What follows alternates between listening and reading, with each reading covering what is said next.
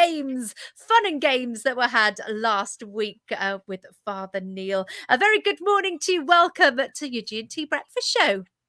Good morning. It's lovely to be back. And yes, the Reverend Sophie and I have had a little time away from not just Sunday mornings, but from the area as well, as we led a group of 25 teenagers on a 5-day pilgrimage around St. David's. And each night I was responsible for the games, and each session concluded with a really, really messy, sticky game. So it brings them all together. And because, you know, these young people were from all over Pembrokeshire, Cardiganshire and Carmarthenshire. And so a lot of them didn't know each other. So Yeah. It's about friendship. It's about bringing them together, which is what I'm talking about today. It's all about friendship and giving thanks for friendship. We know that Jesus, one of the first things that he did was call the disciples, James and John, to come and be his friends. But in particular, today is the feast of St. Dominic. And as a Franciscan brother as I am, St. Francis and St. Dominic met together in person and became friends. So as Franciscans, we try to support the Dominicans on their particular day, and the Dominicans try to support us on our particular day. And it just got me thinking about the sort of friends that we have.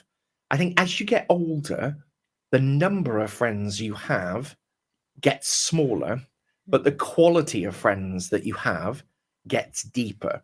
Yeah. When my kids were teenagers, they used to have so many friends, and all of their Facebook friends and all of their social media friends would count. Oh, I've got 300, 400, 500 friends.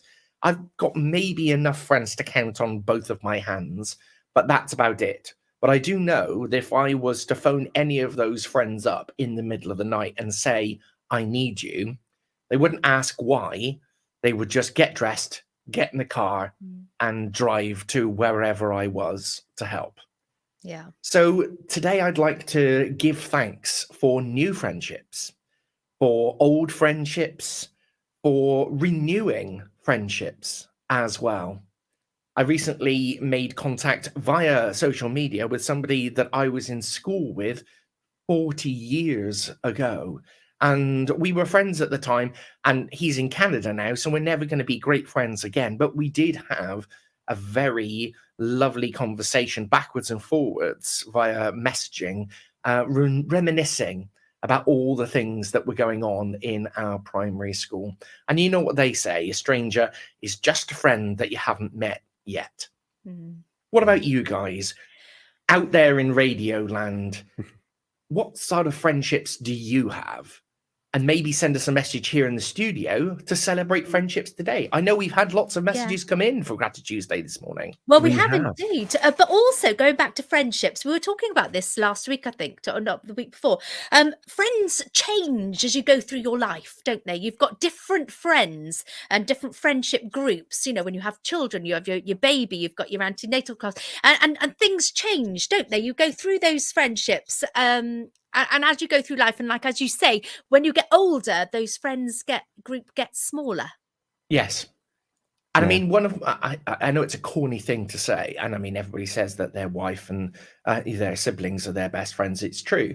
But also, you know, my brother-in-law, I've known him now for 25 years. He's been in my life for all of that time. And yes, he's part of the family, but he's also a good friend as well. Mm-hmm.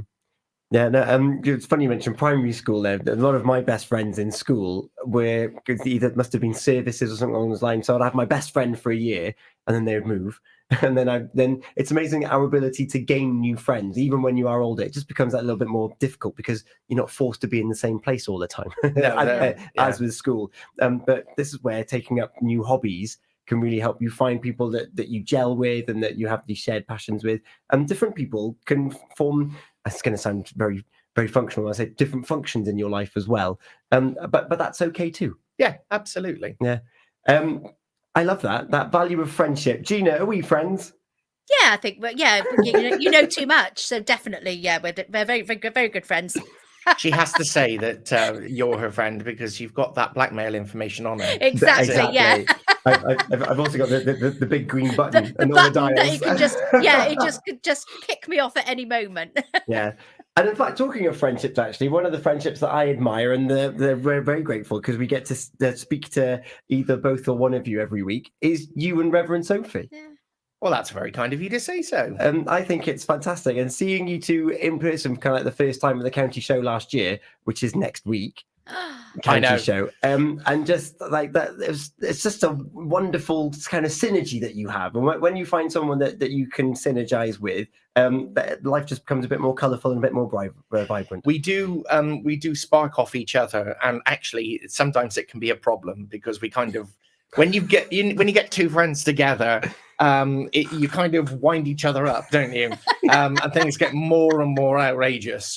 So we've just got to be careful that none of the diocesan authorities are listening too closely to what we've got to say. Are you talking of your Alive and Kicking show on your Sunday Well, morning? both, yes, both are alive and kicking, and also on the stage in the show. I put my hand up and say I fully encourage it. And you're back on Live and Kicking. We've had John Brewer from Sandy Hill look after it for the last 2 weeks. That's right, and thank you so much to him. But yeah, we're going to be talking about this Sunday about being afraid of things. Ooh, and how we deal with fear. That sounds really interesting. Sunday morning, yeah. Sunday morning, 8 a.m. And Gina, we've mentioned as well. We've had some Grati-Tuesday coming on Facebook. We have indeed. Lots of you getting in touch this morning. Lovely to hear from Marianne Peters. She said she's very grateful with bin staff, collecting our bins rather than having to go to the tip and doing our recycling. So she's, thank you very much to all the bin staff here in Pembrokeshire. Yeah, and then a friend of the show, Peter Krause, being able to help others. Believe it or not, I learned a lot from Norman Wisdom. I get a massive buzz from what I do daily. And I've responded to him saying, I bet there's a lot of people grateful for Peter and the efforts he puts in as well. Here. Yeah, he does lots of things for everybody. Caroline Jenkins, she's grateful that her family is all well. So lovely to hear from you this morning as well.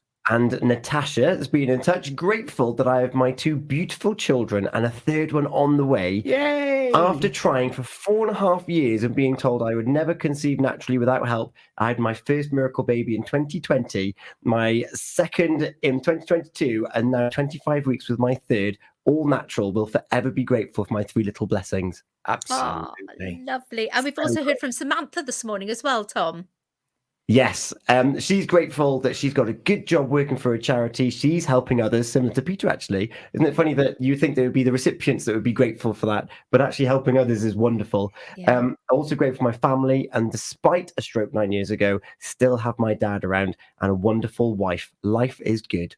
It is indeed. Lovely. I love that on a Tuesday morning. A little reminder that there are these little things and big things that we can all look around and be grateful for. And as ever, Father Neil, we're grateful for you taking your time out on this Tuesday morning and coming in and saying hello to us. Always a joy and always a blessing. You've actually selected a song for us as well, haven't you? I have, yes, that's right. When you think about friendship, for me, you can't go much wrong with Randy Newman and the theme from Toy Story, You've Got a Friend in Me. And I think it's fair to say that we all know the words to this one. So I'm going to press play on this.